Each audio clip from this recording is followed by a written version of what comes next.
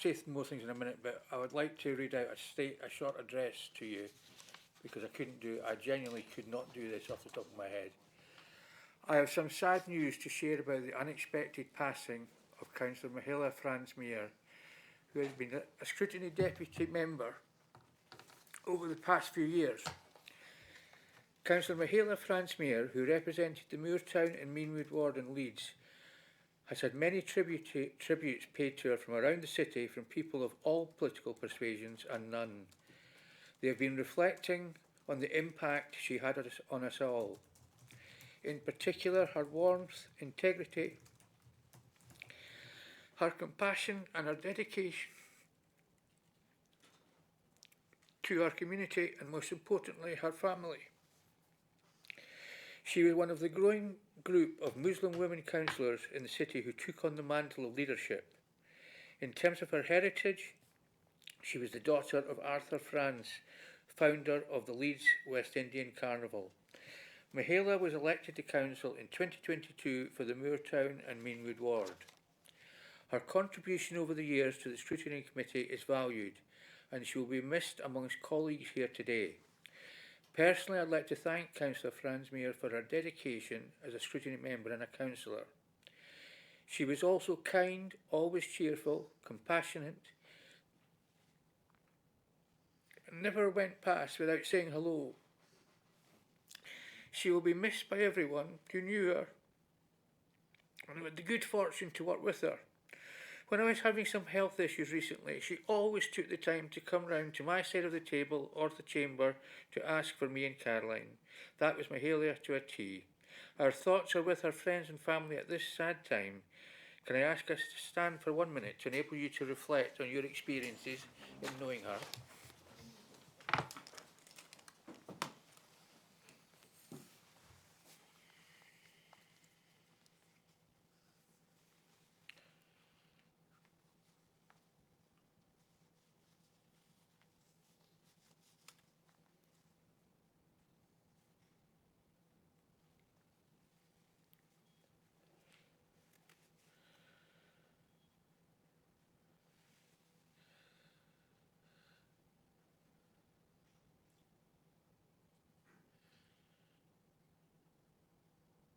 Thank you.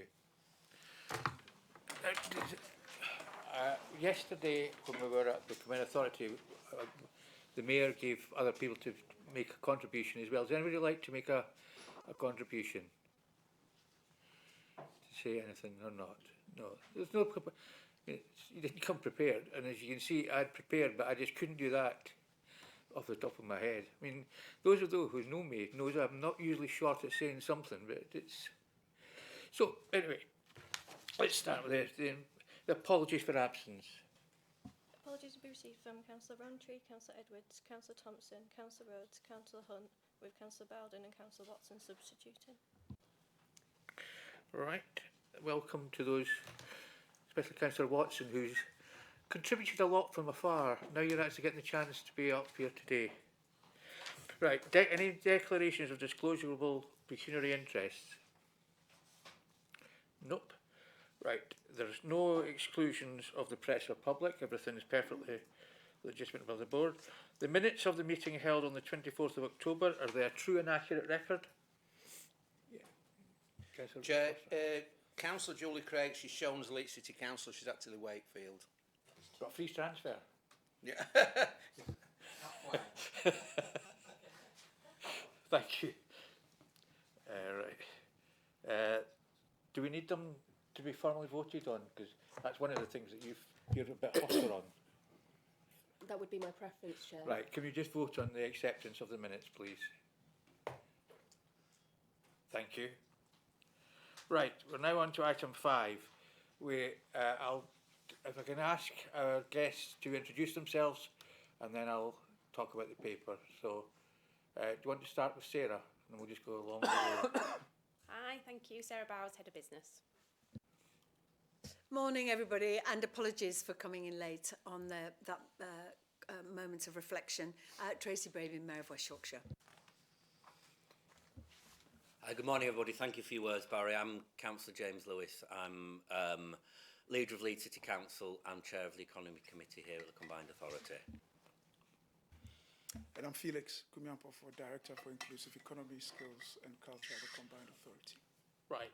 We've now got, we've got one item today, which is the local growth plan. Now, the local growth plan isn't just about jobs. There's more to it about that, and particularly when you get into the new devolution framework, the government are putting local growth plans as a statutory standalone thing which is coming across. So it's vital that we get this correct. It's vital that we have cross-party support on it. It's vital we have cross-area support on it. So that's why it's been brought today, because I don't think there is a politician around who doesn't want growth in terms of jobs and for the economy and the money that will make for the economy as well, that we can then reinvest in things that we want locally. So I'll pass over to Felix now to just briefly introduce this paper, and then we'll go for questions after that.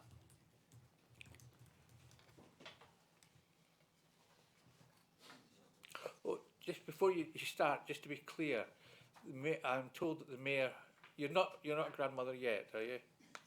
No, we're still poised waiting. to So if we see the meet Mayor, the stalk. If you see the Mayor disappearing at a second's notice, it's not that she's upset with any of us. She's got to go. And Chair, if I might also add, I have a meeting with Wakefield Members of Parliament, so I can't stay for the full session. So Mike will come in and get me just before 12. That's so apologies, I'll have to go. But Felix has invited me to say a few words, if I may, Chair, just about how important this is. When I became the Mayor, we understood for our region that we have to grow the economy, and we are not growing as fast as the national average and the South or Manchester. That's why yesterday we signed off £1.2 billion for 26-27 to ensure that we invest in the right things. And one of the most pivotal tools that we can use is to ensure that we have better transport. That's why we are so focused on the Weaver network, bringing buses back into public control so we can ensure those buses go where the public need them in order to get to work, to get those good jobs. Also to ensure people have housing, so densification of our city centres. And finally, that we have the skilled workforce that will attract international investment and enable businesses to grow and invest in research and development through our fantastic 7 universities. It's an absolute challenge.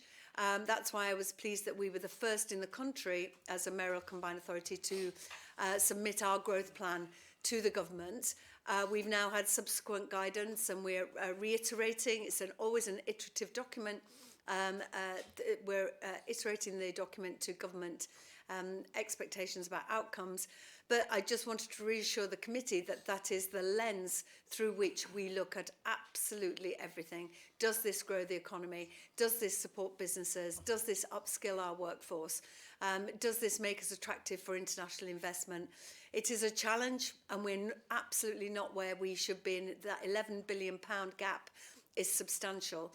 And we're doing things differently, we're innovating, and we have new strategies, particularly around clusters. But I will hand over to Felix, who's definitely been in the weeds of the growth plan. But thank you as councillors and politicians, local politicians, also to support us in this plan, that you know in your communities, in order to support people living in poverty or just not thriving or living the life that they could, we have to grow the economy. Thank you very much, Chair. Thank you, Mayor. As the Chair said at the beginning, the local growth plan that the Combined Authority approved 2 Christmases ago now picked up or settled on 5 priorities for the region, which we have since been focusing on to deliver growth. Those 5 priorities focus on transport, developing our places to thrive, so looking at housing and delivery of employment, land and related infrastructure, employment and skills, where the evidence was quite clear that the skills profile that the region has is holding us back. And then the final two priorities were on business, supporting all businesses to be successful, and then a particular focus, the fifth, on our key sectors, and we identified these in the local growth plan. The paper you've got focuses on those final two. So this conversation is focusing on what we are doing to support our businesses to grow in the region. I'm sure there will be opportunity for you to then look at, subsequent meetings, employment and skills, or place, or transport. But also, having said that, these things are all related, so I'm sure there will be part of this conversation that might stray into some of those areas, but that's fine. But we focus this paper on business, and that's why Sarah is here, who is our head of business at the Combined Authority. The second point I'll make is that even though we, as I said, the Combined Authority approved this a year or so ago, and we have been working to begin to deliver this, the accelerated delivery will kick off from April this year. And this is on the back of what the mayor just said. Yesterday, the CA approved our budget for the year in anticipation of us receiving integrated settlement from government. And this is the opportunity now for us to turn that investment to supporting our businesses and our places to grow and to deliver that local growth plan. So a lot of what was in the local growth plan, a lot of the accelerated delivery will kick off from April this year. We've spent the last year, and remember I came to one of your meetings last year and said, we're not looking to have an implementation, one document called an implementation plan for the local growth plan. That will be 1,000 pages long. But instead, we're picking the key priorities, the key actions that fall out of what we are putting that plan and delivering our plans on the back of that. And so, since then, we have a lot of work has gone into, as the mayor just said, our clusters and the cluster action plans. 6 of them have been developed and published, and you've got the links to them in your papers. We've worked on access to finance, and the Combined Authority has approved a new approach for us to be able to support businesses to access the finance that they need, the investments that they need to grow. We are working and have been working on our international approach. And there's an international strategy that will come to the CA at its next meeting, again, to make sure we are focused in what we're doing in that area. And yesterday, the Combined Authority approved our plan to support businesses to decarbonize, to transition in terms of their energy needs, to be more competitive and to secure, to have energy security, which is a huge part of the costs that businesses incur. And we have many businesses in the region that are classed as energy-intensive users. The final point is that the whole approach to how we support businesses has also been reviewed over the last year. We've had a particular way of doing things which has been in place for over a decade. And whilst that has done a lot of good things, it became clear that it was not, we were not going as far as we could go to maximize everything that we could bring into play. In particular, too much of our effort was focused on just what we and local authorities were delivering or able to deliver, whereas actually the bulk of business support out there happens outside of that arrangement. So we've developed with partners a new approach which we'll be rolling out through this year, which will enable us support businesses in a way that hopefully will be more holistic and will be more successful in supporting them to meet their needs.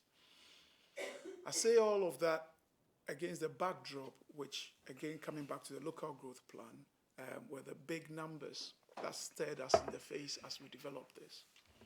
And the mayor has already referred to the £11 billion gap in our output. West Yorkshire has an economy worth 75 billion pounds. That is 11 billion pounds smaller than it could be or should be given the size of population that we have. We have anywhere between 90 and 100,000 businesses, depending on how you count it. That looks like a big number. That is 20,000 smaller than it should be, given the population that we've got. And we've got 1.2 million people in the labor market, but we have people in employment, our employment rate is the equivalent of just about 50,000 people fewer than it should be. So that is the scale of the challenge that we face, and that is why our mandate really has been to transform, to review and to transform our approaches, because successful as they might have been up till this point, we have a fair way to go. And if we keep doing things the way we've been doing it, we will not be able to make the quantum leaps that we want to make. So that is the rationale behind a lot of what we've been doing and why we've been doing it. And the paper you've got gives you an indication of the work we've done up to date and what is in train. And hopefully we'll be able to have a discussion about all of that through in the next couple of hours. Thank you. Chair, if I may just add as well, this wasn't developed just in isolation from business, that the business board, Mandy Ridyard, the Mayor's business advisor, has been working really closely with us and developed the Wheel of Enterprise, which has been a way that businesses have articulated what they need from this growth plan, and that's on page 10 of your documents. But that access to finance, access to place, investment, and if I just quickly remind myself, finance, place, supply chains and markets, innovation, skills and talent, networks and promotion. That's the advice from business, what they need through this growth plan. So it's just to reassure the committee that it's not done in some ivory tower, actually talking to businesses in the here and now. To you today. I was invited to attend a briefing by Peter Glover the other day on the workforce strategy, and that was an excellent presentation which sets out the position that we've got in West Yorkshire, the good areas and the good points that we've got working well, and the areas where further work is needing to be done, because that would have given you further background information. But I've asked Khaled and Katie to try and see if we can release that. There's no reason why it wouldn't be released to you, but I've not been able to get a hold of it yet, because that would give you further background information. So, that said, we'll now start with the questions. So, Councillor Haig. Thank you, Chair. My question relates particularly to the shared priorities with government. So how are the shared priorities with government aligned with constituent council priorities, and how will conflicting priorities be resolved? Has government given us sufficient leeway to adopt our priorities to local circumstances? This is our growth plan. This is what we need for our region. Does it align with government priorities? I would say yes, because our growth plan informs the industrial strategy. Our clusters are in parallel with government's clusters and expected outcomes. The way that government have lent into funding for transport for our region, as you know, Councillor, 2.1 billion in CRSTS, because they know from our growth plan that what we need to invest in is transport, and also placing Homes England and the the housing bank in Leeds for us to access match funding for our housing plans, I think is a testament to government really understanding the challenge in West Yorkshire. I have also made the pitch to government that Bradford is a particular opportunity for growth, because we have seen R&D investment in Bradford, underemployment of graduates, lack of connectivity, a real challenge in Bradford, and that's why I'm pleased to see in the in the Northern Powerhouse Rail commitment to a new station in Bradford alongside mass transit that would really show businesses that you can get the talent in Bradford because the connectivity is there. Obviously, government have their own strategies, but I am reassured that our growth plan is informing the industrial strategy, but I know that Felix has been having more detailed conversations with government officers and so on, but just to take that away, Felix, would you agree? Thank you, Mayor. I completely agree. So we submit the shared priorities that we submitted to government fell really under three broad lines. And as I set out the 5 that are in the local growth plan. 3 of that 5 form those shared priorities. The other 2 are in business, and we have separate conversation with government. That's why that was not picked up. That was picked up in the industrial strategy. So the shared priorities we set out with government were around transport, around our place, housing, employment, land, and around skills. All of these were developed with our local authority partners, aligned with the Leeds vision that was published towards the end of last year, the work underway in Wakefield with their own economic strategy and growth plan there, Bradford publishing theirs in the next few weeks. And Kirklees worked very closely with them because they already had a strategy that they had been developing, similar with Calderdale.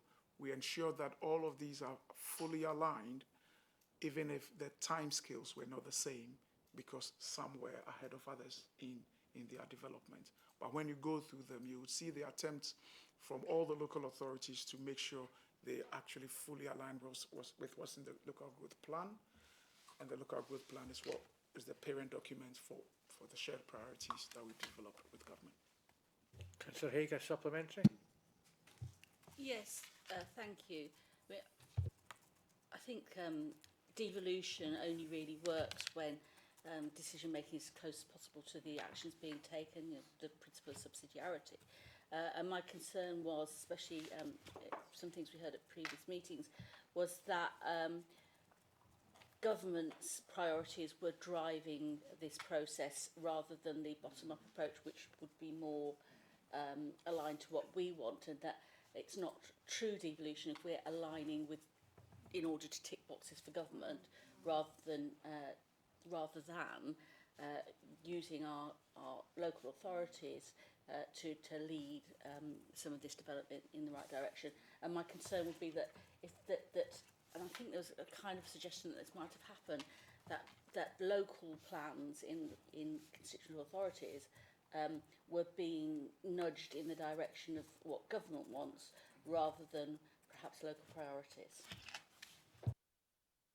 If I could just say that collectively, it was a couple of years ago now, but we worked together with the 5 local authorities on our plan for 2040.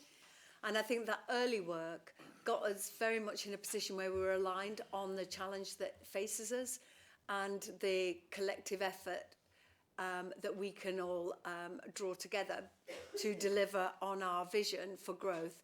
But you're absolutely right, Councillor, in that each local authority is very different. You know, Bradford has a different challenge to Leeds, Wakefield to Calderdale. So those challenges are different, and there will be different solutions for each region, and we will be absolutely mindful of those. But that's why I'm also pushing hard in the Mayor's Council for the right to request around, for example, devolution over careers. Why is it that we're told from the centre what careers advice we will give our young people when we know through our cluster action plans the workforce of the future that we need for our local businesses? But you're absolutely right, at every stage we should be responsive to local need and also local expertise, because you know your regions better than I know, and certainly I know our region better than government knows. So it is about a team effort. But obviously, James is here. He could speak to Leeds and the experience from a local authority point of view. But like in all families, behind closed doors, there was push and pulls about what was important to some over what was important to us. And I think we are really lucky here in West Yorkshire that we have the West Yorkshire Way, where we work for the good of the region, whilst also supporting and respecting the individuality of the local authorities. Mr. Lewis? I didn't mean to throw you under the bus there and pass the baton to you, but, you know, you were part of that, yeah. Thanks. Living in Kippick, it'd be nice to have a bus to be thrown under. Given given the reliability of Arriva. I think the challenge, you know, I think the challenge around this is looking about how recognising what the individual needs of councils, and you know, we've got 3 of the 10 biggest metropolitan district councils in West Yorkshire, so within councils as well, which is always an important factor around what actually, how does some sort of what can seem some quite lofty ambitions, everybody wants growth, everybody wants businesses to do well, everybody wants workers to be more skilled and therefore able to earn more money, and how do you actually translate that into action on the ground? And I think that's where we're able to do that. So in sort of, the Mayor touched on Mandy Ridyard's role in terms of bringing together the business community to work with us. Certainly the Economy Committee, which I chair, has the council's business representatives, colleges, universities round the table to talk about how we make that a reality on the ground. The challenges are different in different places. There was a lot of the work we did with Wakefield Council on the Wakefield Futures report, which launched last year, around recognising, particularly in Wakefield, that the employment rate is high in Wakefield, but the skills rate is low. There'd often be sort of a bit of a perception among lots of people it's because Wakefield doesn't have Wakefield has a magnificent cathedral but no university. But actually the Wakefield Futures did a lot more work on how we, rather than one simple solution that people often identified, actually how do we get to grips with that. None of that is contradictory to what we want to do as a combined authority, or I believe what the government wants to do. It's how it's on the ground. You know, in Leeds we have a particular challenge at the moment. We've got for young people, children and young people, most school years have about 7,500 people in that year group. We've got a couple of years coming through, well, that's nearly 12,000, and that's obviously a lot of, you know, trying to avoid the challenges of people falling into using an anachronism NEAT, to make sure there are the places for people to go through. That's a particular Leeds challenge. I'm sure other places have a challenge around access to learning, appropriate learning, access to jobs, and I don't think there's a contradiction between what the government wants to do and where how we deliver it. It's been really clear around, you know, we know our own areas. You know, the challenge of my part of Leeds I represent as a council in Kippick and Methley is going to be different to other areas of Leeds, and how we can actually make that something that is delivered on the ground. I think the real value of having that strong strategy, though, is we work in particularly to pick out the learning and training bit. You know, we work in quite a I'm trying to avoid going on a unhinged rant here, but we work in quite a fragmented area. You know, schools are, you know, there's lots of different types of school leadership. You know, we've got FE colleges and polytechnics, which grew out of local councils, quite independent now. Sort of some of the traditional universities, a lot of training, particularly at work, you know, happens outside, happens through employers. Not through colleges, universities and skills, and trying to have that overarching strategy that absolutely everybody understands about where we're trying to go is a big part of that as well. And I think that's where that kind of bringing it all together comes in. But I don't feel there's contradictions there. You know, West Yorkshire's a messy place. You know, the boundaries are West Yorkshire's a messy place. We don't have some sort of clear boundaries. We don't have parts of West Yorkshire now that are absolutely dominated by individual sectors, and sort of weaving some of that together is part of what we need to do here. But it is getting what's right on the ground above like some quite high level ambitions that we all know we need to do. If I may add, just Chair, that we don't have those primes that government are very excited about. So whether that's the Nissans or the big employers with big manufacturing, but I also think that's one of our opportunities. I often reflect it's like playing Scrabble, that if you've only got 2 letters, you can only make a certain number of words. But if you have many letters, as we do with many specialisms in manufacturing, in health tech, in finance, we can make many different words. And the innovation opportunity is there for us to actually be quite a world leader by bringing businesses together and supporting them with research and development. So we are to Councillor Lewis's point, we are messy in that we are many and varied. That it used to be, heavy industry maybe, it used to be mining. We're in a different position now and we have to look to the future. I think that we don't, the Mayor's right, we don't sometimes have maybe a Nissan for the North East or Jaguar Land Rover in the West Midlands, but actually, I think the third, so after the Red Army and the Indian Railways, the third biggest institution in the world is the NHS. And in terms of both manufacturing, medical devices, data support for the NHS, we have loads of suppliers here. They are not household names because a household name is the NHS, yes. But we have a lot of the supply chain and the support for the NHS in this region as well. And I think, like I say, that is everybody knows the NHS. Nobody knows the names of some of the sort of real brilliant cutting edge suppliers to the NHS that are in this part of the world. And I think that's that just reflects sort of the strength in the strength here. It's not always an easy photo opportunity or something like that, but it's a real part of our economy. Chair. I'm just interested to know how have the clusters been selected and assigned, and to what extent are they place-based or versus theme-based?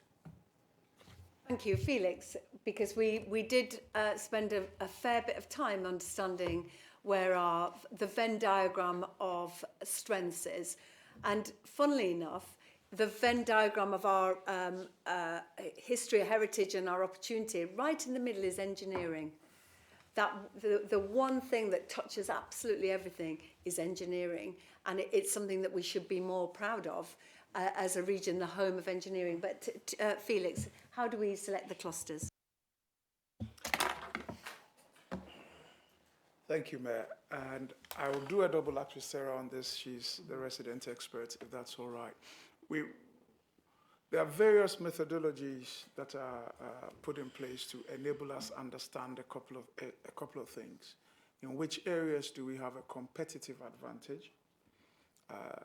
And then in which areas do we have a comparative advantage when we compare ourselves with other parts of the country or of the world?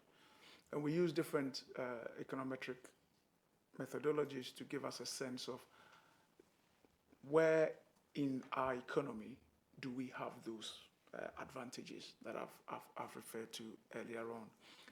And it's very clear once you start digging into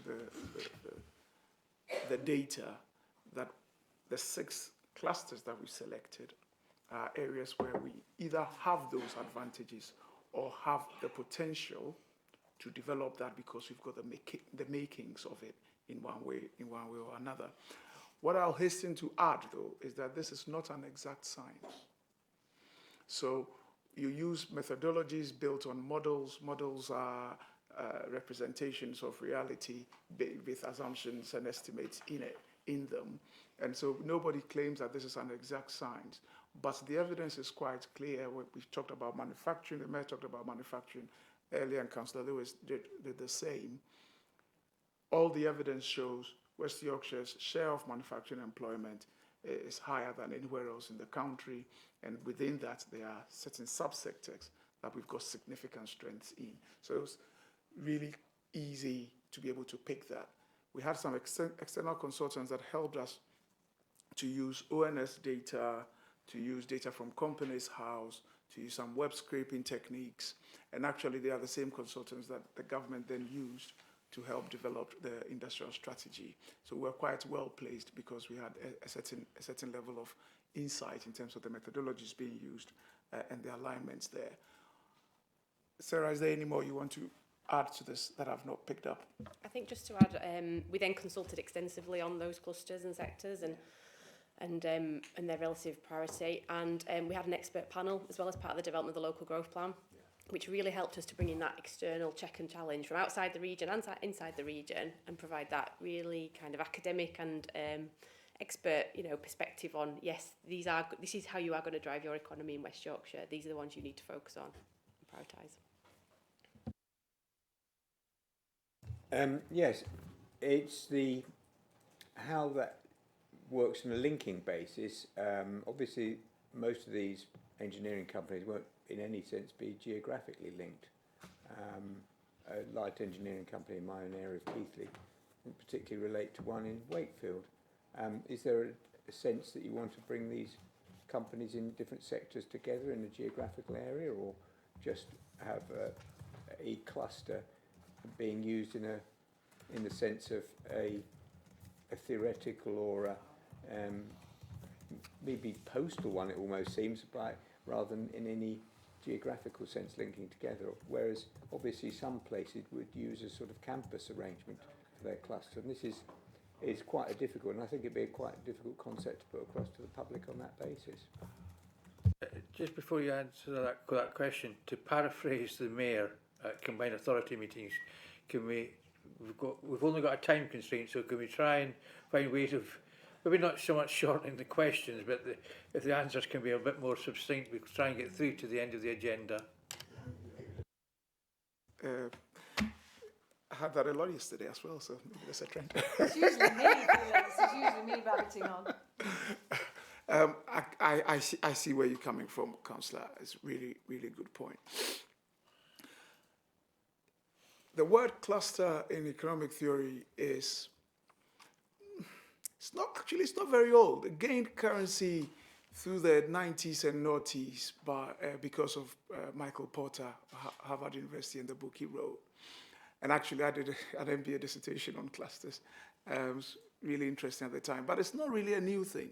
It used to be called agglomeration economics. It used to be, it's not a new concept. And around the world, it's interpreted differently. So, yes, you're absolutely spot on that in certain areas, you have business parks or science parks and certain businesses, similar or related businesses in the supply chain, congregate in one area. And that is sort of geographically termed then as a cluster in that sense. But there are clusters, for example, in the States that are the size of West Yorkshire, and so or in India. So they don't conform to a singular methodology or formula. We are not intending in West Yorkshire to move companies physically into one geographic area. We are instead recognizing what exists and working with those businesses to understand what else we could do to add value to enable them grow.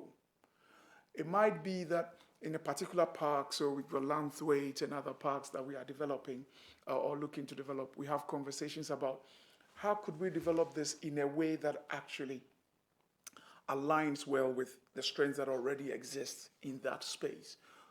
But beyond that, we are not actually looking physically to drag businesses into one area and create that sort of.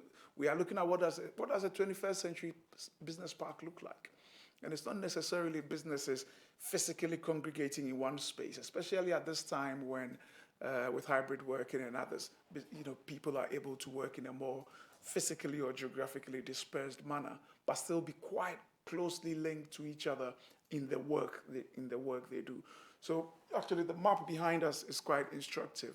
It was our attempt to begin to sort of understand where the economic strengths lie and how they relate to each other, and then form a strategy and a set of plans around them to support these to grow in the best way that they actually feel they need to grow, led by the businesses and the people there. So I hope that is helpful, going through my economic history and all of that. If I may just add, and I was just checking on my phone, Mary Paley Marshall was the queen of the cluster from 1850. She was the first woman ever to attend the economics course at Cambridge and then became a lecturer. She developed the economic theory about clustering. So I have a T-shirt that says Queen of the Cluster, Mary Paley Marshall. Maybe I should have worn it, Chair.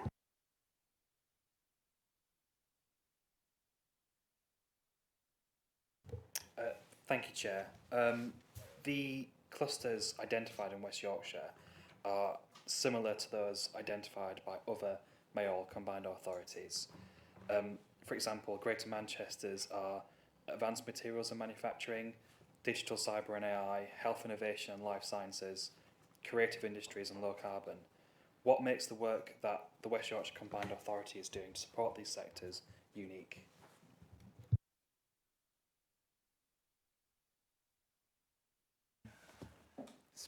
Really good question, Councillor McCarthy. And it's one that we wrestle with quite a lot and have done for many years. And every time you write a strategy like this, one of the first things that people ask you is, you know, if I Tipexed out, or how different will it be to the next one or to the next one? And there is a sense in which it's not an exercise worth embarking on in too much detail, because as a country, we need to accept that we do have similarities. And especially across the north, the nature of our economy is fairly similar. So it shouldn't be in London, the service economy with financial services and all of that, huge and dominates. In the north, we grew up through the Industrial Revolution and since, with heavy engineering and manufacturing, and then off the back of that, other industries have sprung up. So we should not be surprised that we have similarities. And we don't think we should sweat it too much trying to over-engineer some formula that makes us seem so different when we don't, if we are not. However, there are significant differences once you begin to go underneath the headline. So yes, creative industries may be identified across, I'm sure, all combined authority areas, especially the north, but probably beyond that. But once you go beyond that and you ask yourself, what within the creative industries is this place actually good at? Then you begin to see some differences. So it might be music somewhere, in another place it will be fashion and textiles, or it will be games development, software development. We have live immersive technology with some brilliant companies here doing amazing, amazing things. So you begin to tease out those differences. It's the same in manufacturing. Many other areas, Manchester talks about advanced materials because of graphene. Yeah, that is the big thing that they've got, and they built a whole industry around that. We've got specialty textiles here in West Yorkshire. We've got incredible businesses making textiles for defense, for aerospace, for some civil nuclear, etc. So once you begin to go underneath the headline, you tease out some of these differences, and that is where the cluster approach has been crucial. So we are completely revamping our business board to be built on the stilts of these clusters. So we are setting up cluster groups. There are 6 of them already either standing or close to be ready, and then there are others that we are considering. And the leaders of each of those groups then sit on the business board itself, which will meet, 3 or 4 times a year to have sort of a more rounded conversation. But we are driving the growth through these clusters. They are owning the action plans that you've got and working with us and with other partners to interpret that and to help us implement that. That is the approach. And at that level, we are able to identify and work with the nuances that are more specific to our area. I hope that makes sense. If I may just add as well, that we are also using the clusters where there are similarities to help us under the Great North banner. All the northern mayors have come together to identify where our strengths are similar, where we can make the case internationally and globally that we are a centre of excellence. So whether that's green energy across the north, whether that's the creative industries across the north, making the case of trade and investment and opportunities across the north. And as mayors, we're all going to India in the autumn, collectively to make the case for the north. So whilst it may feel like the similarities, actually we're trying to lean into where the similarities are also going to give us a front-footed position in comparison to London and the South East. No, Chair, that's okay. Thank you.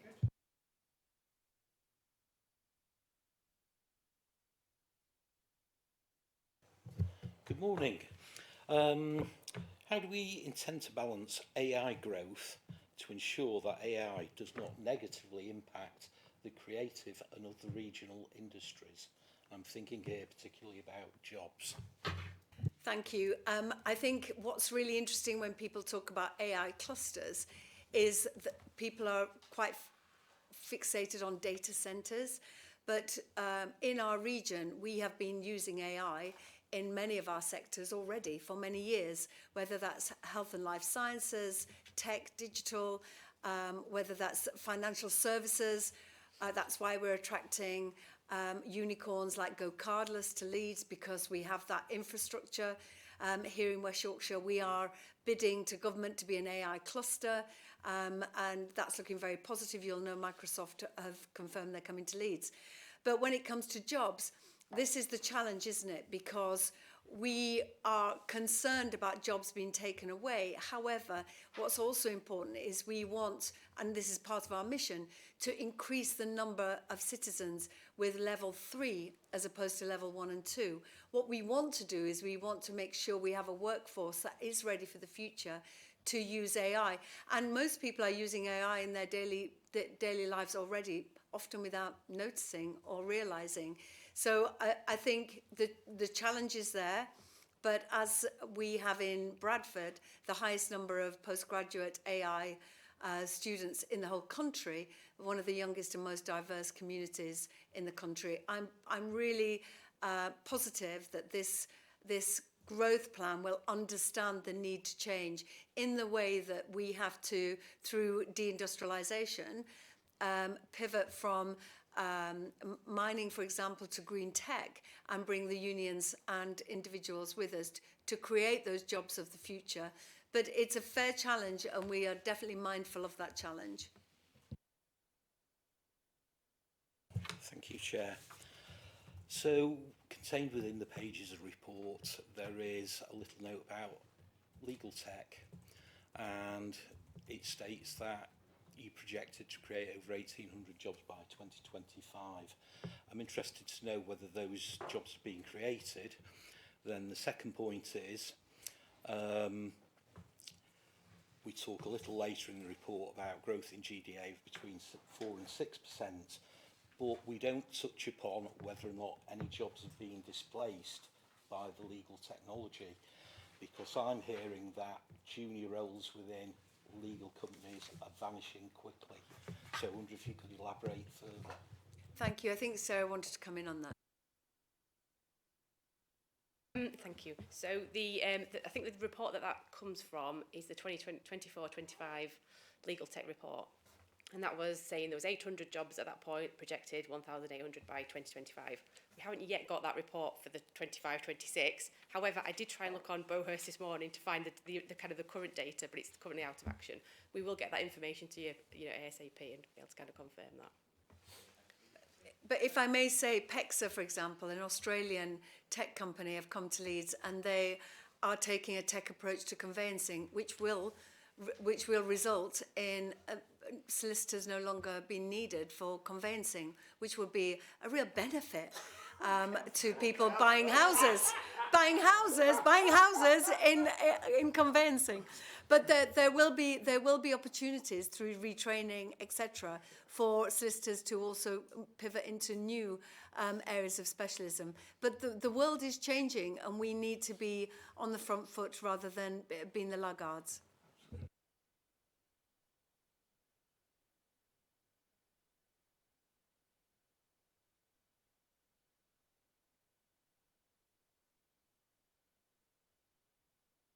Yes, good morning. Building on the capital culture experience in Bradford, very Bradford question, how will we be supporting the culture and creative industries to build pathways to business development and employment in the most marginalised communities in the county? Thank you. As you know, the Bradford City of Culture was a huge success.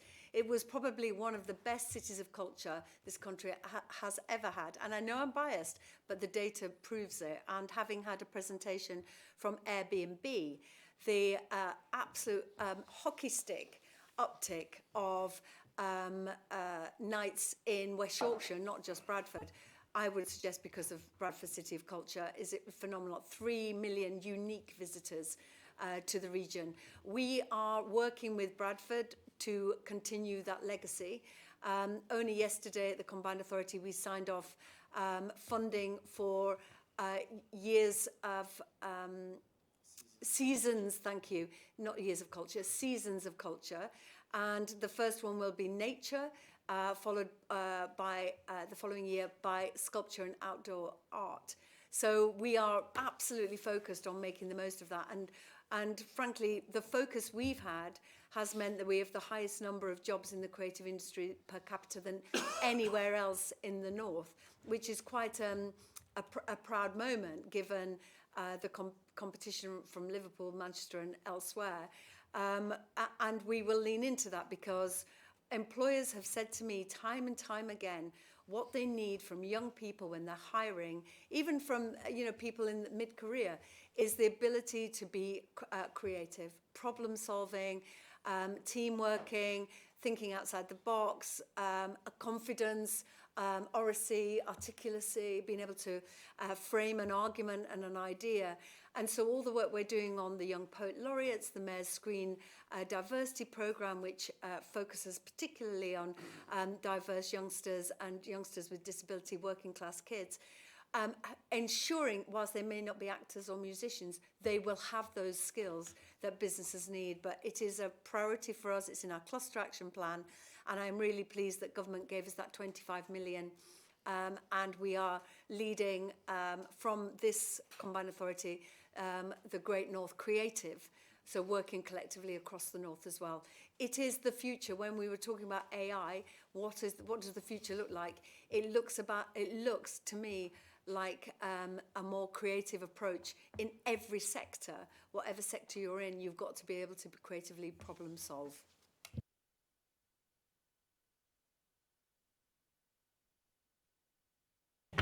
Right, the lack of access to creative office and manufacturing workspace and facilities is referenced and more of an issue in some areas than others, i.e. Calderdale and Bradford. How will you ensure that expanded office space is distributed in areas based on need? Thank you. I'll take the creative one, then I'll pass over to Felix or Sarah. But we are looking at an opportunity to identify low rent spaces for the creative industries, because you have put your finger on it, that when it comes to regeneration, developers often enjoy and want to develop where there are the creatives. They want to regenerate those areas because that's the groovy part of town often. That's where the coffee shops are, the best neighbourhood restaurants, where the young people are, where the vibe is. But increasingly, those opportunities for low rent spaces are diminishing. That's why we're developing a strategy across the whole region, working with national bodies to identify funding streams where we can help. And a good example of that is the Hyde Park Book Club, which we've supported with the guitarist from the Kaiser Chiefs and their art curators there, to enable them to afford to expand the Hyde Park Book Club into more of an artist space. But you've identified a problem that we're in the process of solving. But to the rest regarding startups and scale-ups and space, thank you.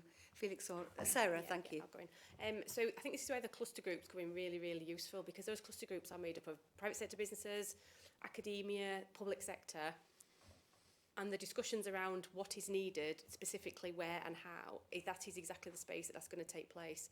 So those cluster groups are really empowered to help to shape what the need is, working across in partnership with the wider ecosystem, to make sure that what we do is absolutely what is needed and will add the most value to this agenda. Yeah, I'll follow up on that, because I've been working with private enterprise for the last 8 months, and there are issues. So you say we're looking for low rent spaces. There are certainly plenty of those in Bradford. In terms of grade A office space in Bradford alone, at this moment in time, there's a minimum of 180,000 square feet on the market, despite the fact I think the first CA meeting I attended back in 2023. One of the things identified as being lacking in Bradford was Grade A office space. So lots of this has been unoccupied and remains unoccupied for 9+ years. I'm thinking of HMRC office here. So there is clearly a disconnect between the strategy, because it actually calls for workspace and low rental workspace. And I'll give you an indication of the cost difference. So in Leeds, it's £50 a square foot. In Bradford, it's 22 at One City Park. The rest of Bradford is 17.50, but having spoken to Loaf, they're telling me that rent within some of these city centre buildings is often at £12.50 to £15. So we've got the space, the problem is we're not filling it. So how do we address that issue? If I may say, in Bradford, I think around Darley Street and the Darley Street market that's been hugely successful and tens of millions of pounds of investment, there is an appetite to cluster around something that is particularly successful. As you've seen in Leeds with Channel 4, that's, you've developed a clustering of smaller supply chain businesses or creative businesses around Channel 4, and the same is true of the Loading Bay and Darley Street market.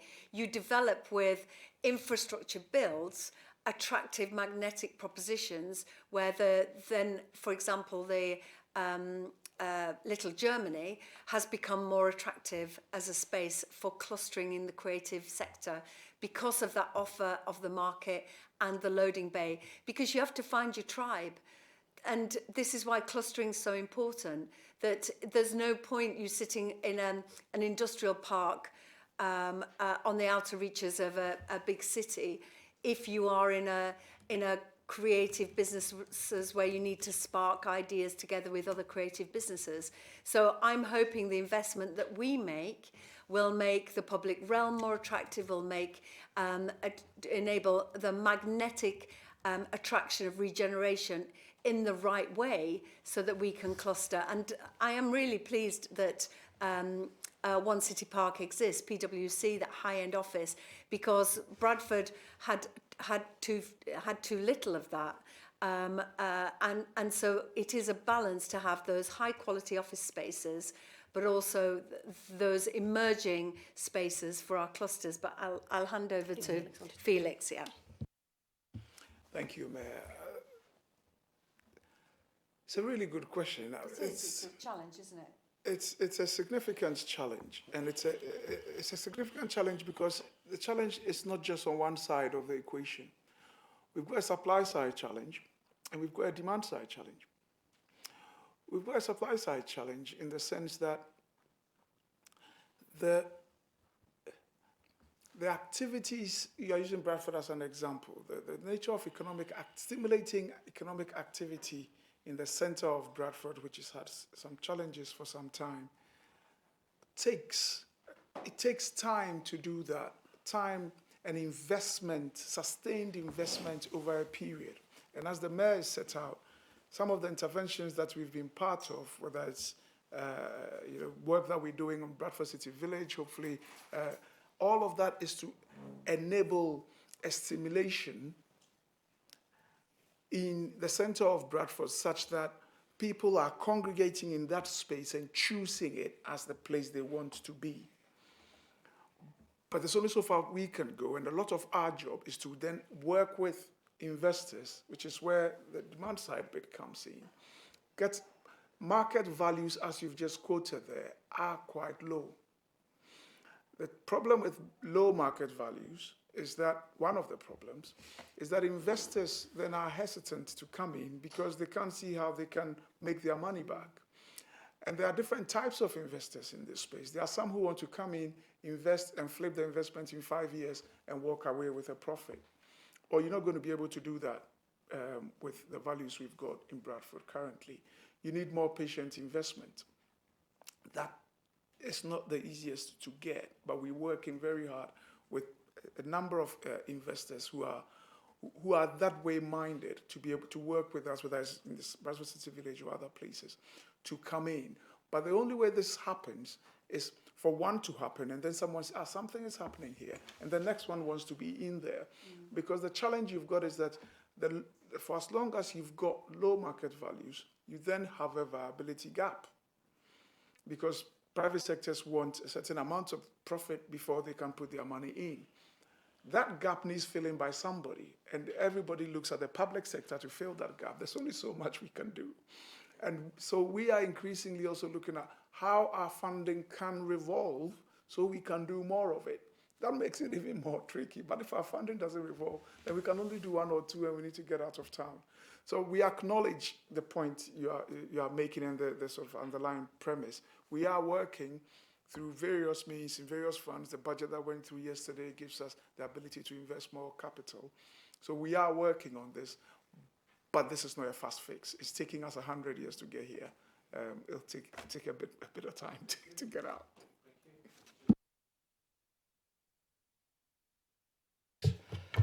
Right, so having spoken to property developers and everybody, Felix, and this is a key takeaway for you. Leeds is classed as a primary city. Bradford is struggling to achieve a tertiary classification. And that's straight from the horse's mouth in the last week. Isn't that evidence of why we need that new station, we need tram, all of that investment in Bradford City, in the centre of Bradford, winning all those awards, what a great place to work, and a lovely place to take your family. We have got to connect it to the rest of the north. I think, you know, I'm old enough to remember when some of the prime offices over there was where Yorkshire Rider parked the buses at the end of the day. You know, it's been quite a long journey in Leeds in terms of developing a lot of what's happening. You can probably, pile up a big stack of Evening Post articles where opposition politicians have criticised absolutely everything that's been done to bring that change around. And I think it is, it is not. There's been lots that has been done around the economy in Leeds, around that to get where we are, having a local plan in place that gives investors confidence in the planning system around how developments will be brought forward, and those relationships has been a big part of that. And it's not to say it can't happen anywhere else, but I think it has been a lot of individual programs, a lot of events, a lot of the a lot of things that have changed the city centre in Leeds that at the time were subject to a lot of criticism have actually been they've actually played a big part in that. And I think hopefully, as was in one of the questions earlier around the City of Culture in Bradford, around that and the investment that's brought in will make a difference over time, I hope.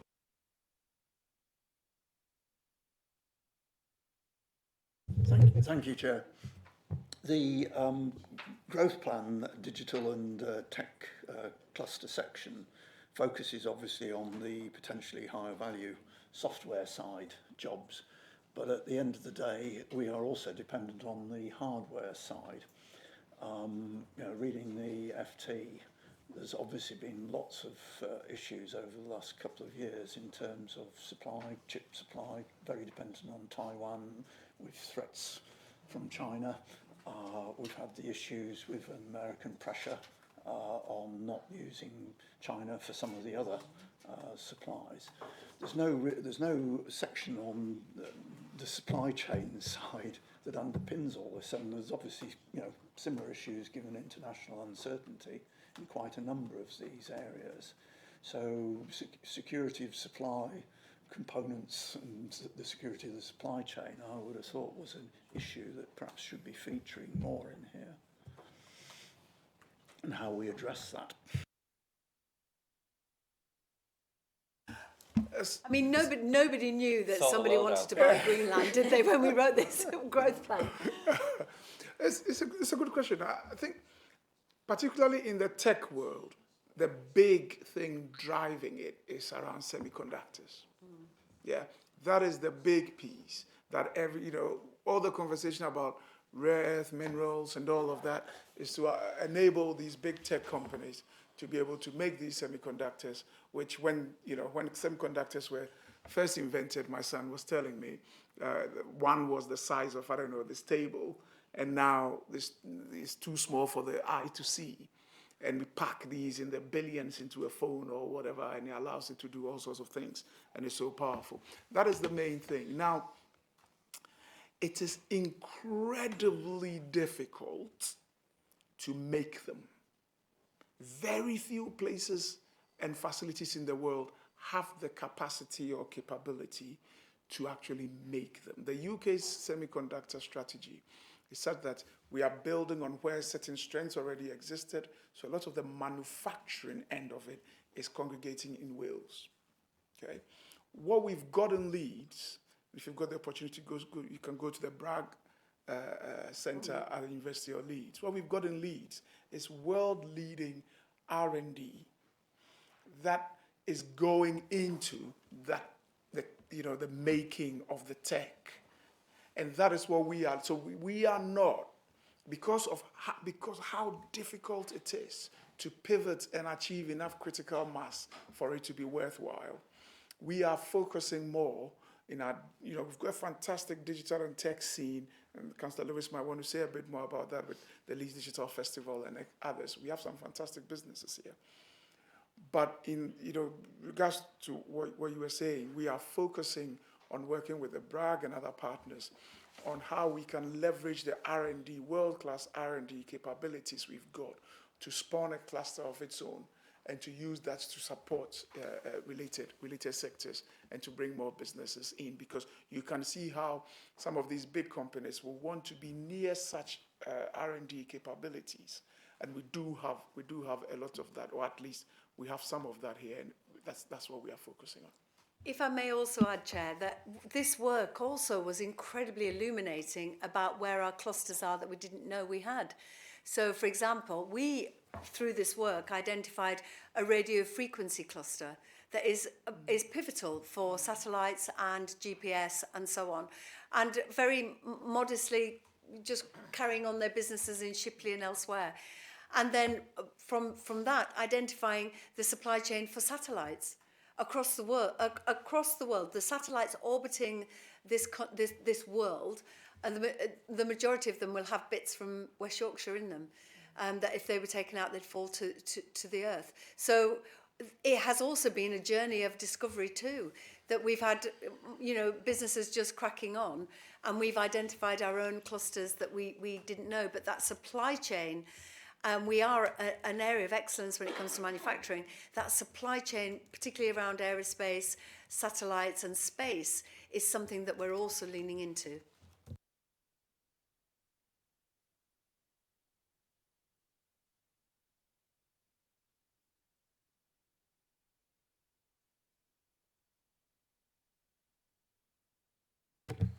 Sorry, microphone.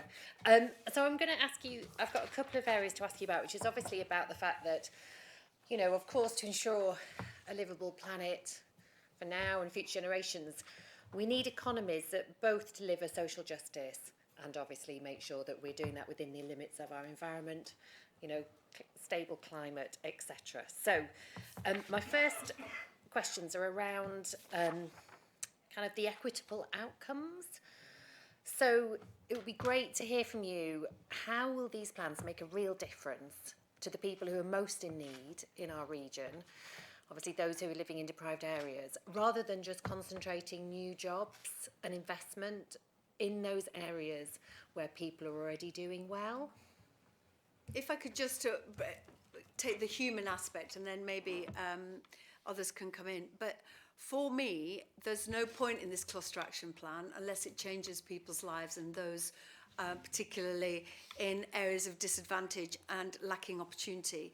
So our cluster on green energy and green tech and green jobs is not just about the workforce, it's about who's also benefiting. So you may see that we launched Home Energy West Yorkshire, and part of that is the clustering of components and ground source heat pumps, bringing those businesses together. But but who is going to benefit from that is the 100,000 social homes that we are going to retrofit for free to the tenant. And we are going to have that circular economy that we are going to build the opportunity, and then we're going to improve the lives of the people who really do struggle. And it is a long-term ambition. This is not just for the here and now, because speaking to a mum, she was called Chloe, she lived in Leeds in the back-to-backs, and we'd been part of a retrofit program wrapping her home, and she was saying it wasn't just about the low energy, it wasn't about warmer homes, it was the fact that her kids could do their homework in their bedrooms because it was warm rather than fighting in the kitchen. Now, I'm not suggesting that having a warm home means you get better grades at the GCSEs and therefore you get a better life, but I do know, having grown up in a very small council flat, how that does add enormous tensions to family life and gives you better outcomes if you've got that quiet calm where you can focus and concentrate. So this is a long-term plan. It is not just about the businesses, but how those businesses will impact on the outcomes. The same is true with health tech and life sciences. In the National Health Centre in Huddersfield, that health centre is a virtual hospital with virtual wards, and the citizens of Huddersfield, often the poorest, the most vulnerable, will be using that facility that's high-tech, innovation, state-of-the-art to get well and find solutions to their conditions. So this is part of the whole holistic view about how we ensure that people are well and have lives of purpose, where they can be the best version of themselves. But hand over to you, Felix. Thank you, Mayor. Just to add briefly, we do that in 2 or 3 ways. There are many others, but 2 or 3 that I'll bring to mind. One is every intervention we have will have a set of outcomes and outputs that are deliberately designed to answer that question and to support people who otherwise will not be able to access or benefit from what it is we are doing. So Sarah might want to talk about it if there is time, but we've got a project with partners called Innovative Entrepreneurs, for example. It's an entrepreneurship program, accelerator, helps our innovative residents to come on and help them to develop and build their businesses. It's all about help. All the outcomes on there are about supporting people who otherwise would not be able to access this. And there are all sorts of conversations, assessments that enable us to do that. The mayor's driven the Fair Work Charter. That is a key tool that we use, to call it that, to build this coalition of businesses that have the best working practices and create the best environments for people to access and enjoy their work. We have a program called Healthy Working Lives. It's more than a program, a portfolio of programs, which is specifically focused on supporting people who are either unemployed, inactive, most of whom fall into the brackets that, Councillor, you referred to, supporting them into employment and to be successful. So we have specific programs that do that, and then for all the programs we've got, we have outcomes that are lean into this to ensure that we are having the impact we need to have. And then finally, when it comes to deciding where investment lands, you can't often tell businesses where to go. They make their own decisions for what works for that business. But where we have some leverage, our first port of call is always to think about either where the business needs to be located to be of maximum advantage to people that are at the wrong end of the prosperity ladder, so to speak, or how we can connect people to that opportunity depending on where that opportunity is located. So we have a pilot program running right now where we are actually looking to give people Metro cards to be able to get to employment, because that has been identified for some as a particular challenge that is in the way of them getting to work. So we try a variety of means, but as the mayor said, the only reason for our existence is to support people who otherwise will not have that opportunity to also benefit from the prosperity that we generate from everything else that we do. Great. So just, I know you're there, Felix, you're talking about outcomes, but what specific measures, how will you actually measure whether the inequality has actually been reduced? So what are your metrics of inequality that you're going to be measuring through the lifetime of this growth plan? This is where this is why I bring in Sarah a lot more. But every 4 or 5 years, the government publishes the indices of deprivation. That is a huge national measure that gives us a macro level picture of how we are performing across, I think, 5 or 6 domains, which gives us, and it goes all the way down almost to street by street level. It has its failings as a methodology, but it's the most authoritative measure of deprivation that we have in the country.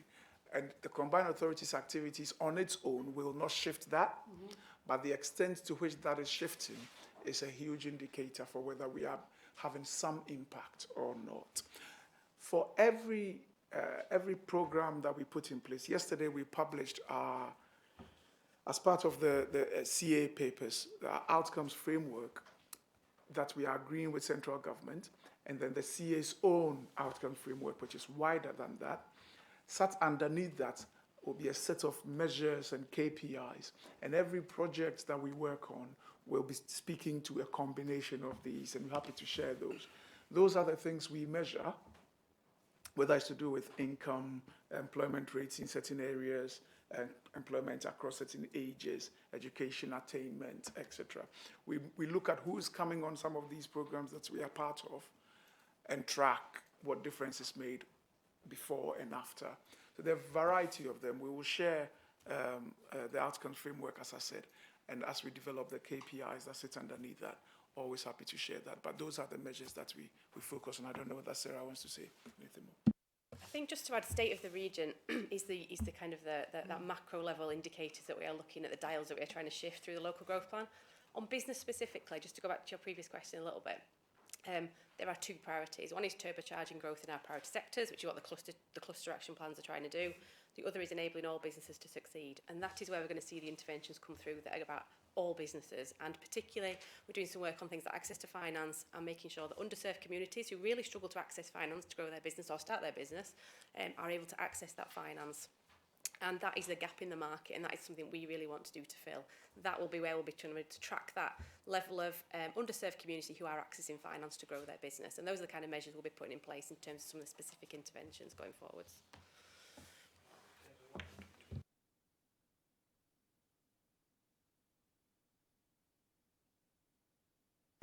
Thank you, Chair. Just to set the context for this question, I'm sure that, well, you guys are very busy, but the government this week has just published its the National Security Assessment, and it is actually very sobering reading. So just one thing it says, high ecosystem degradation is occurring across all global regions. Every critical ecosystem is on a pathway to collapse. This degradation and collapse threatens UK national security and prosperity. So the question I'm going to ask is obviously in the context of that. So obviously, we see the support that there's going forward here for the kind of the tech of the future, the cleaner tech, the kind of low carbon stuff. So, but how does the growth plan's net zero, sustainability and transport goals ensure that any economic growth in the region is actually reducing carbon and reducing the need for the world's resources and is in fact also restoring biodiversity, rather than locking us into high carbon infrastructure or an economy that is dependent on the increasing use of limited natural resources? Not one single country has decoupled their economic growth from depletion of resources. It's been slightly different with carbon, particularly if you don't include offshore emissions. But how are we going to ensure that? Because basically we're being told that we're at this point of a real crisis with our natural resources and our ecosystems. So I know it's only come out, but this is not news to us. We knew where it was going. Thank you for that. And certainly it was very sobering when we brought the chair of Yorkshire Water in front of all the Yorkshire mayors to share our concerns and disappointment with the way that they've been operating their business. And one of the most sobering things I've ever heard was the chair of the board saying, well, we also should be grateful we've got clean water coming out the tap. I was really startled by that approach. But there is a shortage of water that we are looking to the future, and Yorkshire Water is saying we are looking at how we protect ourselves from water shortages, which is why it's really important to take a 360 approach on all of this. We have our Climate and Environment Action Plan, as you would imagine, but our Nature Recovery Plan also tackles a fair bit of these challenges about how do we protect our environment. You've seen that David Skaith and myself are committed to the White Rose Forest in planting millions of trees to ensure we have cooler streets when obviously the climate change impacts our urban environments more than it is doing currently. But also how we ensure that we tackle locally our emissions, which is why our target is 2038, zero carbon emissions. But the biggest lever we have is to change our transport. So one of the biggest emitters is cars and buses. That's why we need our Weaver network and we've put in an order for £100 million worth of electric buses. We're looking to Huddersfield and Bradford in the first instances having totally electric buses, but also our homes are 30% part of our emissions. So that's why retrofit is vital. And, you know, those naysayers out there that would, anytime I'm in a video with Ed Miliband, the pylon, or Sadiq Khan, the pylon is off the scale. But I keep coming back to the fact that what we're doing has an impact not just on the climate emissions, but on people's lives. So the clean air zone in Bradford that was introduced with not much drama, because the scrappage was good, and it has reduced respiratory appointments at doctor's surgeries by I think it's between 15 and 25%. I could do with clarification on that number. But we are doing this in the round. We are obviously not the solution to the global disaster that is facing us, but we are doing our bit in a very progressive way when actually across the world you see the tide is changing on leaning into tackling the climate emergency. Here in West Yorkshire, it is an absolute priority for us because we see it as a crisis, but it's also about people's lives in the here and now, as opposed to some nirvana in the future for the next 50 years. Unfortunately, Chair, I now have to go, as I indicated when I first arrived. Thank you very much for your attendance. But thank you for your contribution and your scrutiny and check and challenge. You are a critical friend, and it's so valuable for our thinking. Thank you. Thank you for that. Thank you. Councillor Watson. Mayor, thank you. And obviously, you know, it's fantastic that we've got those carbon emission reduction targets and we've got a great plan to deliver that. The one thing that I would like to hear a little bit more maybe from Felix or somebody else is this is about how do we uncouple the growth from the use of resources, which is slightly different from our carbon emissions, and how are we going to make sure that we are, you know, tracking and reporting that, and we don't have this sort of like the growth will always trump over the fact that actually what we've got to do, because really demand management is never talked about when we talk about the economy. The fact that actually we need to be consuming less. We can't keep consuming the world's resources. So even if you've got EVs, they're demanding resources. All of our clean tech is demanding resources, massive water, as we've already heard about AI, etc. So I'm interested to hear how are we going to bring that thinking in and make sure that we are not inadvertently actually exacerbating the problem by actually trying to create a better place for people within West Yorkshire. I'll leave that for my colleagues. Yeah. Thank you, Tracy.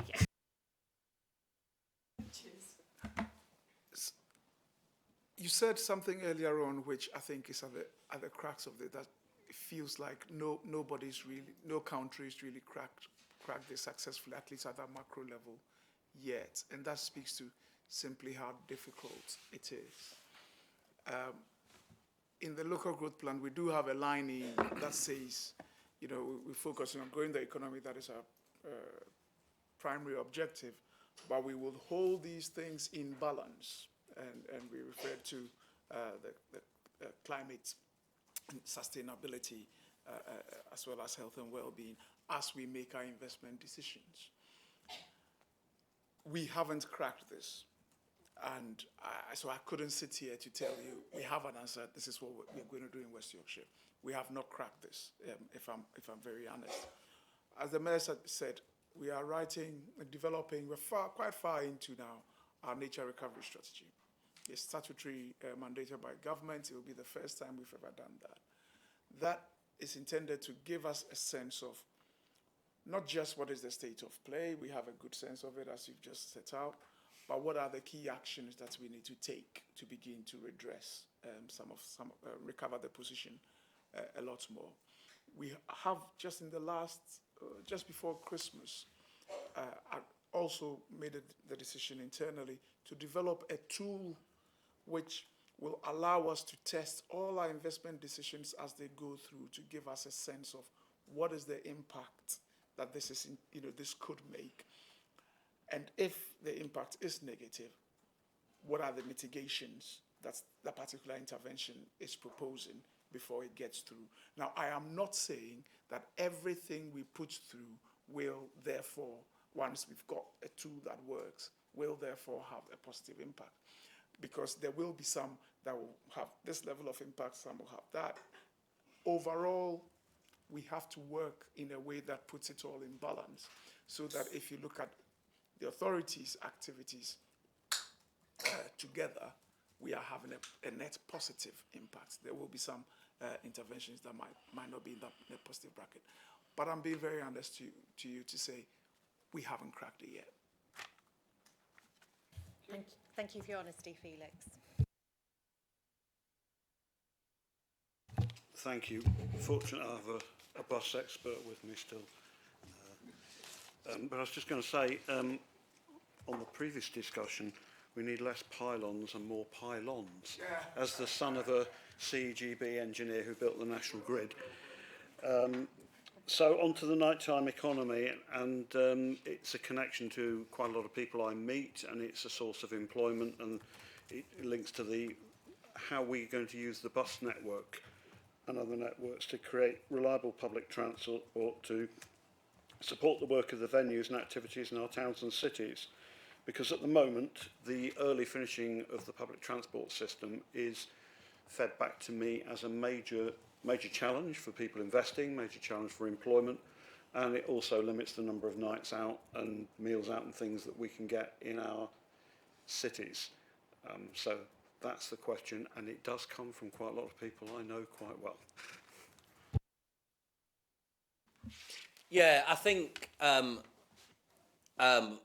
think the transport network holds a lot back in this region, and particularly the declining bus mileage that we have. I'm old enough to remember the Night Rider buses. Yes, at the time of a Kaching Street, we are going back, and I haven't got time to go down memory lane. But it was something that has been in place in the past. There are. I don't know every bus timetable in Leeds. I'll confess this to the committee. There are still a small number. There's a 72 bus that runs between Leeds and Bradford 24 hours. There are routes that run through sort of the LS6, LS16 area quite late at night, but it's not the network that, like I say, I remember from 30 odd years ago, and it is something that having control of the bus network will mean we can look at developing further. But I think it's also looking about actually how can you have a transport network that supports. It's not just about running buses just on really busy routes at really busy times of day, but actually how can it support our economy and people getting to jobs and people's mobility as well.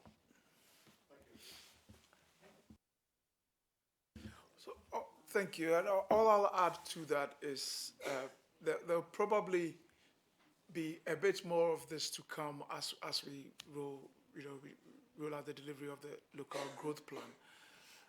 The government has launched a national consultation on an overnight visitor levy.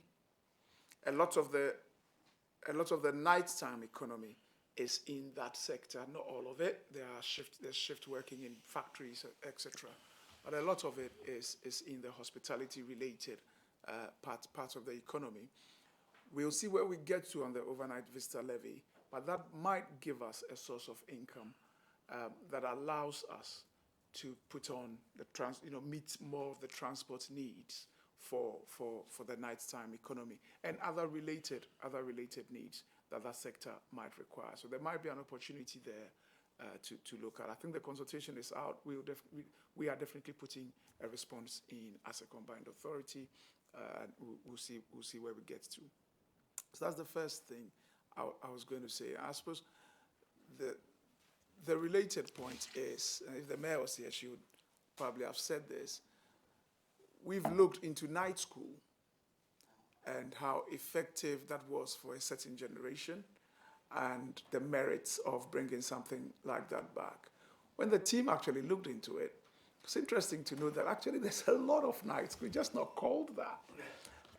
And the challenge is probably around it being more visible as an option for many workers and other people to be able to access. And so that, again, the team is looking at how we can do a bit more there to make sure we can shine a light on that.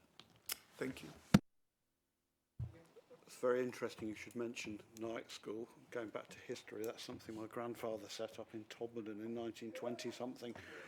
But I think the bit about connecting all of our cities are agglomerations of townships, places of their own identity, and the wider benefits to the identities of all our cities, and I've worked in all of them in West Yorkshire, is that sense of being part of one wider place. If your buses tail off in the middle of the evening, before it's even dark in the summer, people feel left out.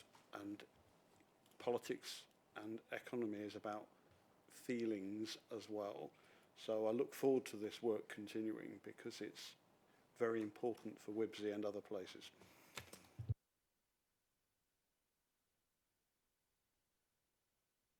Thank you, Chair. So we talked a lot, I think, about kind of the overarching strategy and the goals of this, but I sort of want to talk about kind of like the actual support they're providing for businesses. So if a startup company, one of these clusters, knocked on the door of the combined authority, what's the sort of front of house process for identifying what support they need and then delivering that support? Thank you.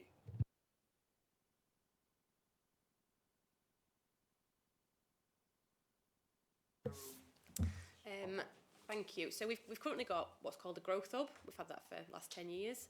And that means that the Combined Authority acts as a bit of a gateway for business support inquiries, bit of a check and challenge on what's needed, where do those businesses need to go, or individuals who are looking to start a business need to go into that wider ecosystem.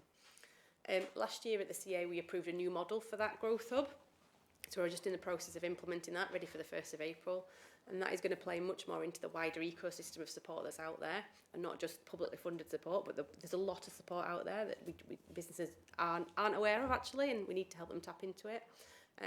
So we're very much on that journey of implementing that new model, getting the right processes in place, the right partners in place actually across the wider ecosystem, so that we've got, essentially this is about creating a connected, responsive ecosystem where there is no wrong door across West Yorkshire, where we hide the wiring behind the scenes, and it's an effective system that businesses can find their way through and navigate through. And an important part of that is an underpinning website, tech-enabled platform we're calling it, website, which is it's part of the new CA website, but there's a growth hub part to that, which is standalone and is about accessing and provision of advice and signposting and support. The first step on the journey of then accessing potentially, a bit more advisory support and intensive support that a business might need. Thank you, Chair, and thanks for the responses. I was looking at the Growth Hub last night, and it's impressive. There's a huge amount of information on there. I think if I had one piece of advice, it's maybe a little bit overwhelming sometimes. There's so much information on there. It's kind of, if I was starting up a business, I think I'd struggle to know where to start. So yeah, there's maybe a bit of work that needs to be done there, kind of simplifying that and kind of streamlining it so people know where to look. It's a really, really helpful point. And I think one of the things we're trying to do is create a bit of a journey, so it's responsive to individuals and people's needs. And there is always a phone line, there is a website, there is an email, and there will be resources out there in the ecosystem. We just need to get the right journey points and right referral routes, really nailed on, so that exactly what you say, nobody gets lost or confused and overwhelmed actually by information at the right time. Yeah. Thank you. Right, I'm just going to talk about anchor institutions on the Wicker board that provide critical scale and momentum. Now, I've looked at the list. I know it's got the Bank of England and the FCA on there, but there appears to be an absence of private sector representation. I'm thinking companies here who employ more than 400 people. So I'm just wondering if any steps are being taken to actually change the complexion of anchor institutions. So if you don't mind, it would be helpful if you could clarify, what are you actually looking at? Because we don't have a group called Anchor Institutions. Leeds has Anchor Partners. It's referenced as anchor institutions in the report, Felix. It says what's being done to ensure, anchor institutions, large established organisations providing critical scale and momentum is the extract from the report, are involved and represented within Wicker's plans. Okay, I hear you now. That is not a group that meets in its own right. It's a reference to a range of organizations that we work with. However, I'll answer what I think is the subtext behind the question. We've got, combined authority has several groups, but there are two relevant ones that I'll pull out. So on the business board is primarily SMEs. That's a board that the Mayor's Business Advisor chairs, Mandy Ridiat, and it's almost exclusively small and medium-sized businesses. We have a related but separate group called the Mayor's Council, or sometimes referred to as the Mayor's Business Council. That has about 20 to 25 of the biggest private sector employers in West Yorkshire. So I'm talking about Jet2, Haribo, Morrison's, Asda. Companies of that size are all on the Mayor's Business Council. We put this in place about 2 years ago, and it's been going fairly well since then. But we are looking at that since, now that we are revamping the business board, we are looking at that again to see what role it should be performing, etc. And then towards the end of last year, we had, for the first time, a gathering of all the private companies that we engage with in our day-to-day dealings. It was a sort of end-of-year thing we did at the Tile Hall in December last year. And that brought all these private companies together, big and small, as an opportunity for networking, for engaging, and sharing ideas back and forth. And that's something that we will continue. So we do engage with large businesses, and we have forums for that. I think what you're referring to is not necessarily a formal group. I think that extract was given a sense of the range of businesses we've got here. A key asset we've got in the region, is that we do have, particularly in financial and business services, a number of anchor institutions that are based here, largely in Leeds, but not exclusively so. Really big institutions or prominent institutions. And we're working through how we can make the most of that. So that is where the Bank of England, the National Wealth Fund, the Housing Bank that is being set up, the Financial Conduct Authority and the PRA just down the road. We have a lot of these government departments represented just here, and we're just working through the best way of taking full advantage of that. Leeds has a much older, successful track record that Councillor Lewis might want to talk about, and a way of engaging those large businesses. So there is something for us to learn there as a combined authority.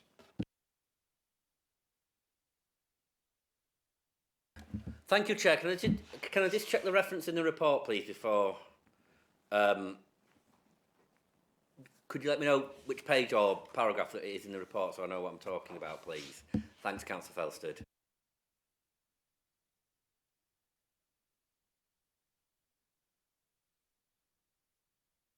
Yeah, of course. I mean, what I will say. The question that Felix kind of asked me, which I know isn't here, is so the anchor institutions in Leeds. We've used the language of anchor institutions for a couple of things. The original, the longest standing was the sort of largest employer, so the council, teaching hospitals trust, the civil service. Trying to think a few of the sort of privatised utilities, because for a number of objectives, particularly around local procurement, local recruitment, we felt working with a small number of large employers at scale would help us on that. We've also got business anchors, which are significant employers in Leeds, and we have community anchors as well, which is a lot of our voluntary sector. Yeah, it appears 15 times in the report, so it's page 22, right at the bottom. It's one of the bullet points. Can't read that. Sorry, this is thanks to Anna, by the way. So it's anchor institutions, strong organisations with a gravitational pull. Now, I accept the fact that the Bank of England, the FCA, and blah, blah, blah, blah. I'm trying to think a bit bigger than that, because whilst they might talk to business, from my experience of going out talking to business, I started off with one business and they introduced me to everybody else. And that's why I'm saying anchor institutions must have an element of private sector representation. Yeah, like I said, I mean, we do, just within... So Felix talked through sort of the structures in the combined authority and how employers of different size and scale are included in the work we do here at the Combined Authority, and the Mayor mentioned Mandy Ridyard, her business advisor, as well as a big part of the engagement. I think the reference on page 22 is, like I say, it is some of the sort of the large institutions and employers that have a level of permanence and a level of scale, which means that they're often big purchasers of supplies from smaller businesses in the area. They're big employers. They're ones who I mean, I won't repeat what I said earlier, but about the significance of sort of the NHS in West Yorkshire as a presence. A lot of the NHS in administrative and back office side in Leeds drives a lot of the economy. So I think that's a question there. But I think, to be clear, which I think you're asking, is it's not just... There isn't sort of 5 or 6 people we talk to and assume that they talk to absolutely everybody else in West Yorkshire. That's not our intention. But like I say, just within Leeds, we use anchors in different ways. That's why I was trying to clarify what your question was.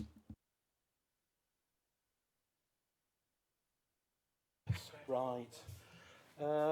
What plans exist at Whisker to influence change in private finance and IPO levels? And I'm thinking here in terms of, if you look at the decline in IPOs, which is changing, an IPO is when the company's floated on the stock market, so there's loads of money, so we don't do it. So back in 1997 was the peak of activity, and I think currently we're down to something like £600 million annually, and there are very, very few.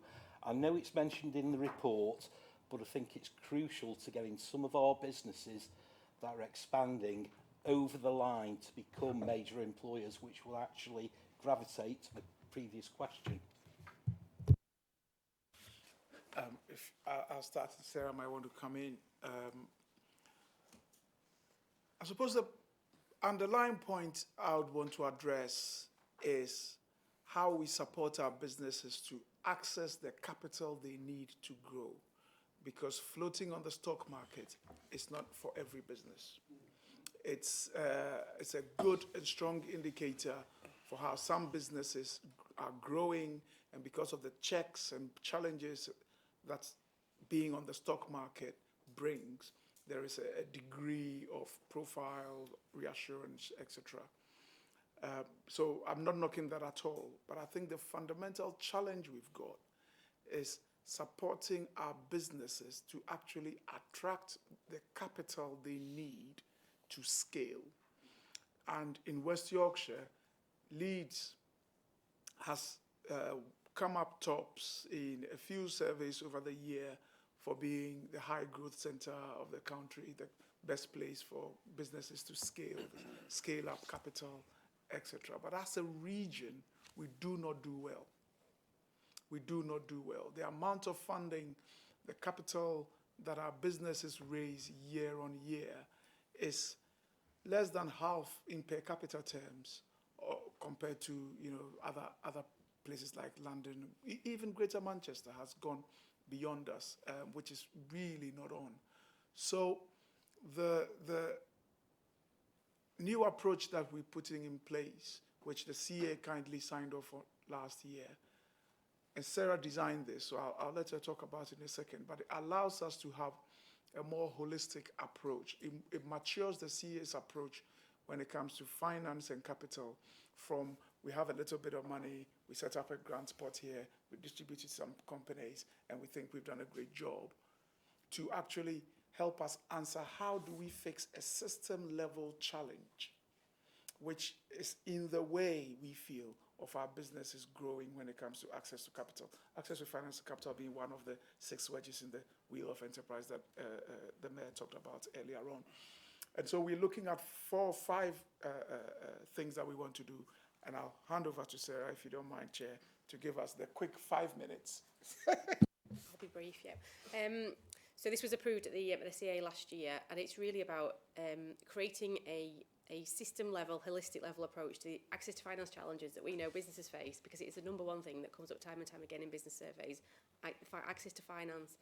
But it's not just as simple as the supply of finance. It is more so, actually, an understanding of finance options, being able to then access that finance, being pitch ready, getting your business in the right position to be able to kind of access that finance. So this is a bit of a 3-pronged approach, which is about information failure and financial literacy across the business space. It's about making sure that then the support is in place to ensure that you are then ready as a business to access the finance that is out there. Where there are gaps though in finance and supply, how do we work with the system to increase that supply into the region and the visibility of that finance? And then lastly, and this is possibly the most important bit, how do we work with the system to make sure they are supporting the ambitions of West Yorkshire to increase finance in the region? How do we encourage and support the banks to not have a closed door, but have if a business goes to them and asks for finance and it's not right, that's not the right solution, rather than shutting the door on them, actually, no, you need to go talk to this person, or this is the place you need to go. And that it goes back to the earlier question and point about that connected, responsive ecosystem where there is no wrong door and no business or individual gets lost in the system. And actually, we've got that connected, responsive approach, and that will help address that kind of access to finance issue that consistently gets raised across our business base. Not a question, more of a statement. I'm just thinking that the cluster action plan should be the vehicle for that, or that should be part of that cluster. So I'm just wondering if we're missing a trick.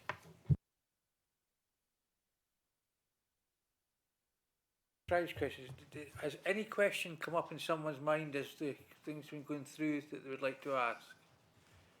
Yes. This is a bit cheeky, really. It's got nothing to do with the overall report per se. But writing through the report, it's littered with unnecessary metaphors. And I mean, ecosystem obviously is one that's used throughout this, which Councillor Watson and I know what an ecosystem is, and it's abused as a term through this report. And another one which just came up just now is gravitational pull. Now, strong organisations do not have a gravitational pull. The planet Earth has a gravitational pull. And I know you may all have English degrees or whatever, but it is a subject. It gets rather wearing, the style of all these things.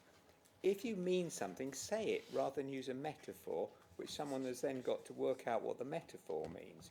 And cluster is an example. I know it's well described, but cluster, to my mind, is the things you present in chocolate form, and which I might be buying for my wife for Valentine's Day, a nut cluster. something that's brought together in chocolate form. And you're using the cluster now termed so loosely as to make it almost devoid of meaning. And you can explain things without using those terms. You say, we're trying to bring things together on a geographical basis or an intellectual basis, on a business basis. You don't have to say, we're forming a cluster, and then you have to work out what a cluster means. And it's just like with ecosystem, you have to work out what ecosystem means, because I knew what it meant before I started, and then I read your report, and then I have no idea what ecosystem means anymore. And this is slightly the problem with the report. I'm not saying it affects the content, just affects the style and the bulk of it. And I think it can be made clearer, per se, when you're not using it.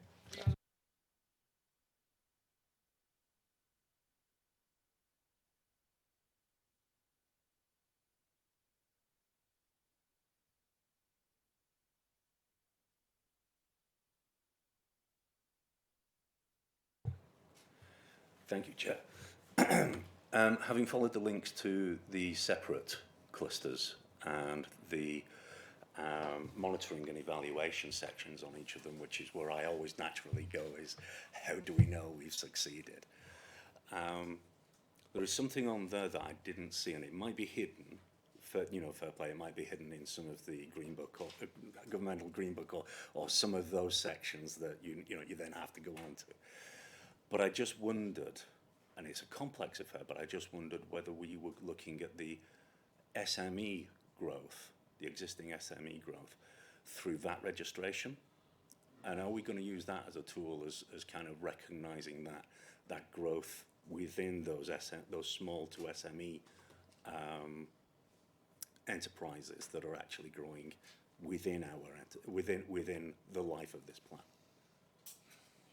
Again, wait to the, and I'll let you, the three of you, make final comments. Councillor Bithell? Thank you. Yeah, mine was just on the back of Councillor Goodwin. In relation to gravitational pull, actually anything with a mass has a gravitational pull. So if it's a large organisation with more people, there's likely to be more mass, and therefore it would have a larger gravitational pull.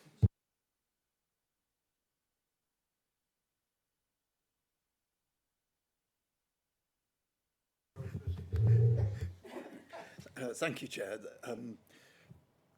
I think this is an absolutely excellent document, really positive and good to see. There's enormous ambition in here. Resources at the end of the day are always finite. How well do you feel you are resourced against what you set out to do here? And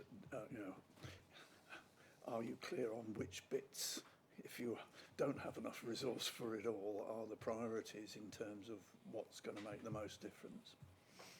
Right.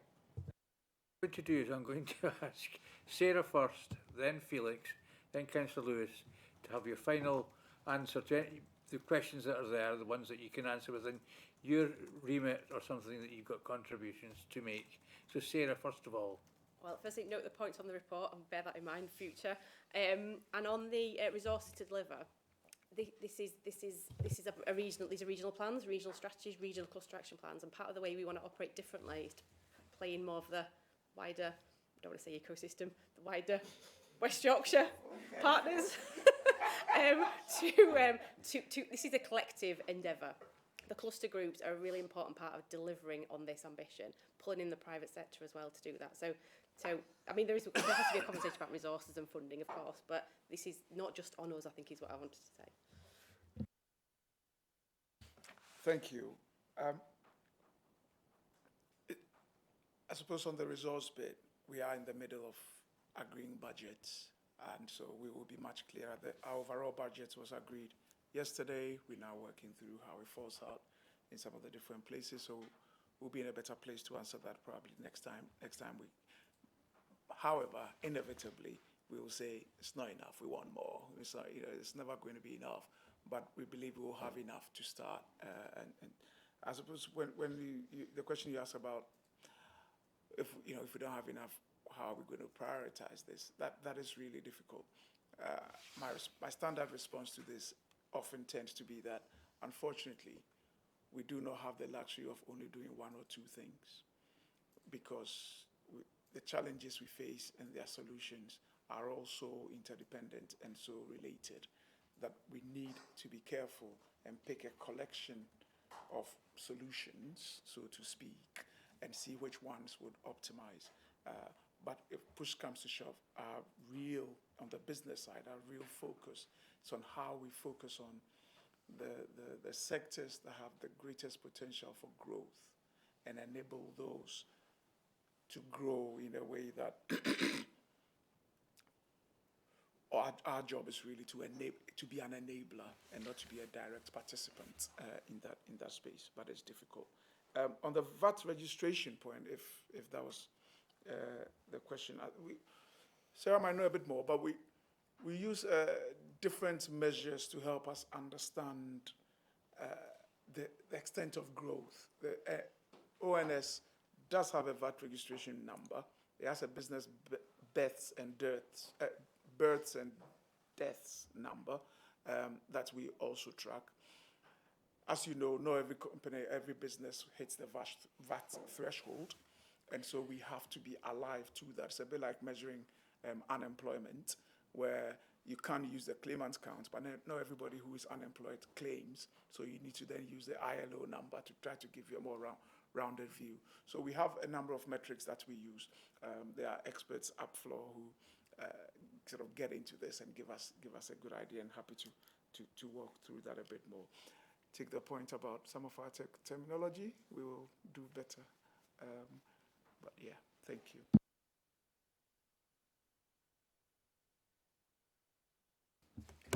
Thank you. I think, you know, whenever we discuss this, it's always for me, you can end with a bit of a philosophical, hopefully not using too many metaphors, sort of consideration about what actually is the role of public sector intervention in the economy. And I think it comes on to Councillor Merritt's point about actually some of this comes down to actually, you know, there's some options around resources as well. And I think it's been really clear what we hope to achieve, and recognising, first of all, where do we directly intervene, where are we using our convening to bring people together and bring support together, and where we're just trying to spread the word about how things work. And I think that is, for me, is you know, sits behind a